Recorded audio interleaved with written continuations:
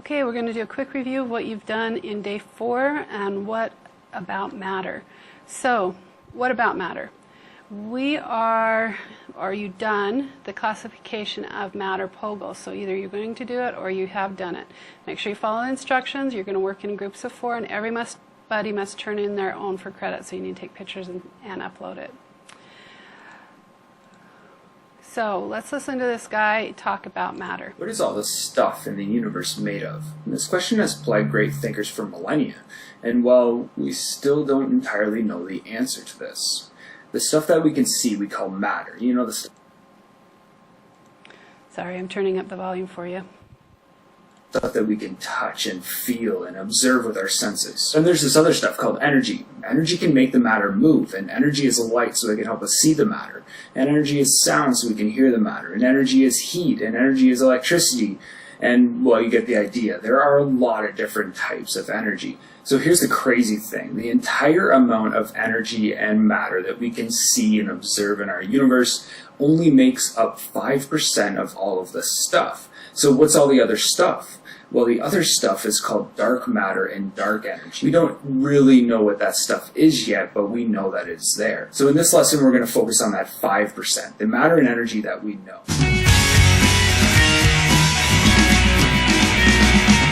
So what are we going to learn in this video? Well, first we're going to learn what energy is, and then we're going to learn different types of matter. We'll learn the difference between pure substances and mixtures.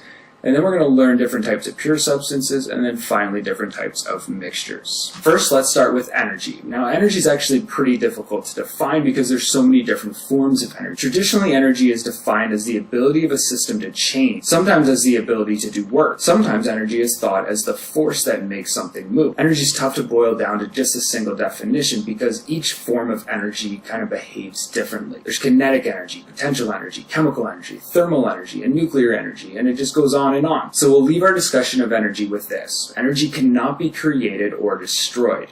Energy is constantly being converted into other forms of energy, but it's always conserved. So for example, the chemical potential energy in the chemical bonds of the molecule octane, that is gasoline, can be converted into thermal energy inside our car engine, which is then converted into mechanical energy to make our car move. For a long time, it was thought that energy and matter were just completely separate from each other, and they weren't really related in any way. Now, this all changed when a great scientist named Albert Einstein came along, and he showed us that energy can be converted into matter, and matter can be converted back into energy. He proved this idea with the famous equation E equals mc squared. Okay, so back to matter. There are two main types of matter. We have pure substances, and we have mixtures. Most of the matter in the universe is a mixture. That is, different types of matter are all kind of jumbled up together.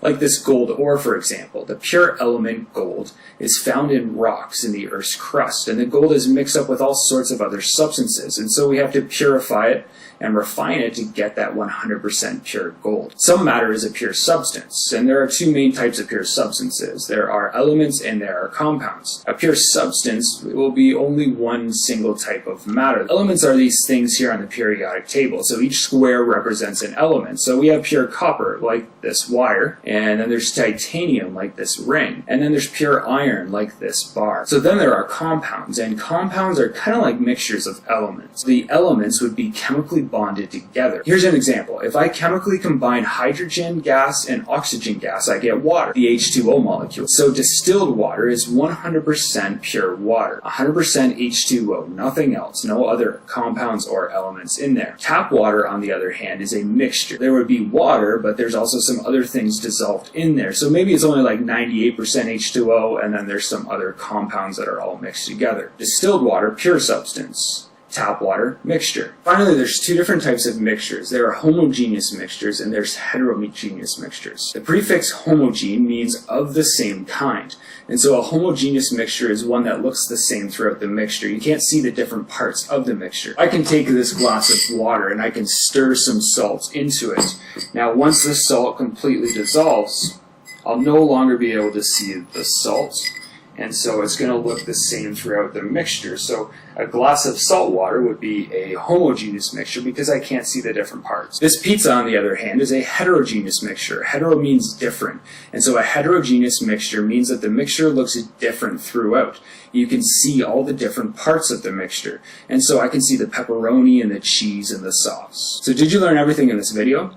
Well, if you did, you learned that energy comes in many different forms. Matter can be found as a pure substance or as a mixture. There are two types of pure substances, elements and compounds. And there are two types of mixtures, homogeneous, the same throughout, and heterogeneous, different throughout. Thanks for watching. Click to subscribe and learn more science with short. Okay, so here's this quick visual of what he was talking about, and you can sort of see down here at the bottom the little nice little pictures to give you an idea of what's going on. There are several different versions of this you can Google and sort of see, but to go from a mixture to a pure substance, you actually have to physically separate, so you can physically separate, but to go from a compound to an element, you have to chemically separate it. So if I want to get these two hydrogens away from this oxygen, or whatever they are, then I'm going to have to use some chemical means. All right, so let's do some try here. I'm not sure which one's first, so just sort of look at these, and as I click on it, it will go to where it needs to go. So first one, copper wire is an element. Next one, granite, heterogeneous mixture. Brass, it's homogeneous, it's the same throughout. Water is a compound. Road salt is actually a heterogeneous mixture because it's different throughout. Believe it or not, they do not purify it very well.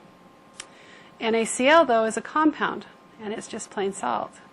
Soda is a homogeneous mixture because it's not different throughout, hopefully, anyway, as we take different sips, as long as we don't let all the gas escape.